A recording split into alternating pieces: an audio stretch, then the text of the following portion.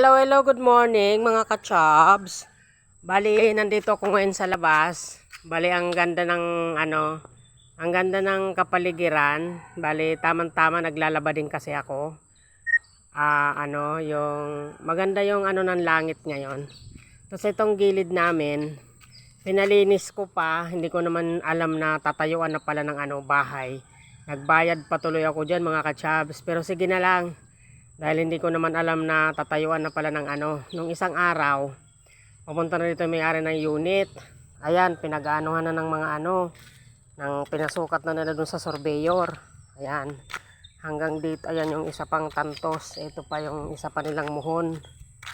Ito, ayan, hanggang dun sa 52 square meter. Bali yung mga halaman kong nakatanim dyan, tinanggal ko na tuloy. Kasi syempre, hindi naman natin lupa yan dyan. Ayun lang. Good morning.